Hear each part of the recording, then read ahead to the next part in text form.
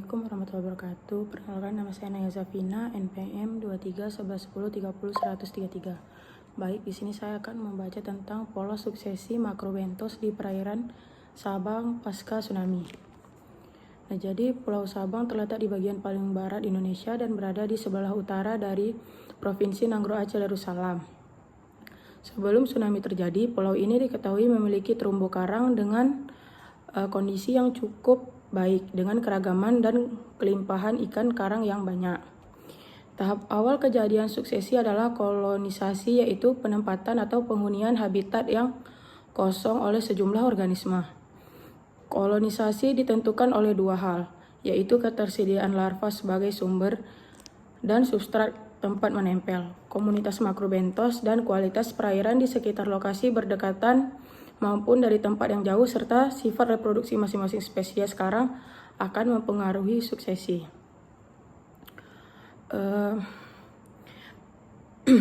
Penelitian dilakukan dengan menggunakan metode eksperimen. Sebanyak 6 substrat sebagai ulangan ditempatkan untuk diambil setelah waktu 4 bulan. Itu pengambilan sampel pertama. Dan 8 bulan pengambilan sampel kedua. Substrat yang telah ditempatkan selama waktu tertentu diangkat, lalu dibawa ke laboratorium dan dilakukan identifikasi makrobentos yang menempel.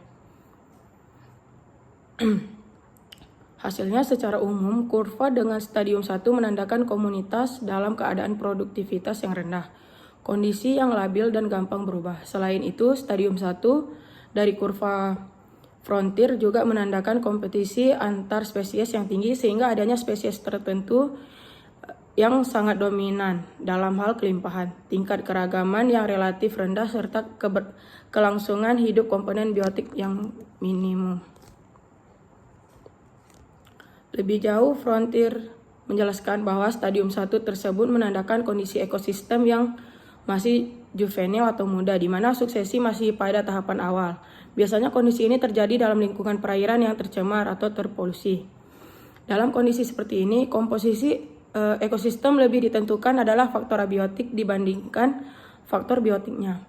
Selanjutnya, stadium 2 menandakan kondisi ekosistem dalam keadaan produktivitas biologis tinggi, keseimbangan yang stabil, kompetisi antar jenis yang rendah, keragaman yang tinggi, serta kelangsungan hidup maksimal.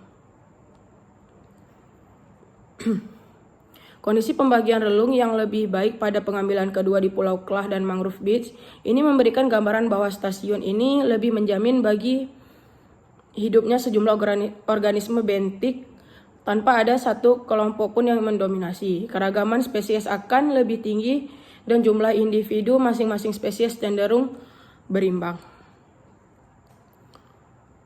Proses suksesi yang merupakan tahap awal pembentukan suatu ekosistem juga berimplikasi pada komunitas alami yang sudah stabil.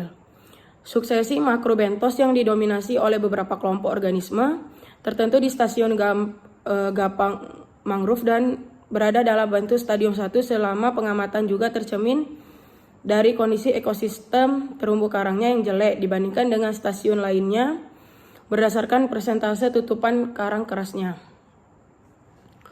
Kesimpulannya adalah suksesi makrobentik di tempat yang kondisi terumbu karangnya jelek atau di Gapang Mangrove mengalami gangguan tekanan, terutama dengan adanya dominasi kelompok makrobentik tertentu.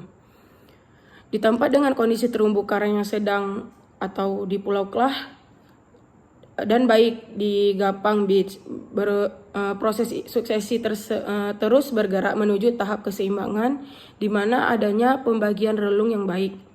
Kualitas air atau abiotik diperkirakan sangat menentukan pola suksesi makrobentik pada ekosistem terumbu karang. Sekian, terima kasih.